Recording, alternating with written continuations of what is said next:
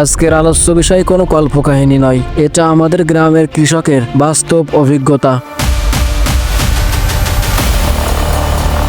এক কৃষি ভাই যিনি 1 একর বর্গা জমি চাষ করেন, তিনি তার অভিজ্ঞতা খুলে বললেন। সেটা আমি হুবহু তুলে ধরার চেষ্টা করছি। তিনি প্রথমে 4 কেজি হাইব্রিড বীজ কিনলেন 2400 টাকা দিয়ে। বীজ থেকে চারা উৎপাদন, রোপণ, পরিচর্যা সব মিলিয়ে 11 থেকে 12,000 টাকা খরচ হলো। এর মধ্যে 3,000 টাকার কীটনাশক, 5,600 টাকার রাসায়নিক সার কিনলেন। অপরদিকে ওই জমির পাশেই এক বয়স্ক কৃষক চাচা, যিনি দেশীয় বীজে বিশ্বাসী, তিনি নিজের রাখা বীজ দিয়েই ধান রোপণ করলেন, সবুজ সার ব্যবহার করলেন এবং সার ঔষধ বাবদ আনুমানিক 4,000 টাকা খরচ করলেন। এবার আসুন ফলাফলে।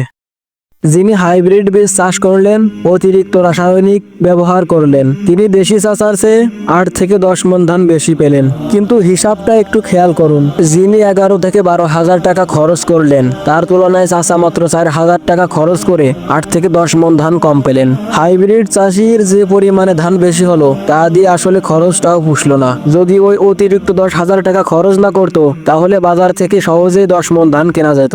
তাহলে জমিতে রাসায়নিক ঢালতে হতো না, মাটির ক্ষতি হতো না, আর খাবারে বিষও থাকতো না। তাহলে প্রশ্ন হলো, লাভ আসলে কে করলো? দয়া করে কমেন্টে জানান আর বোঝার চেষ্টা করুন সময় ফুরাইবার আগে।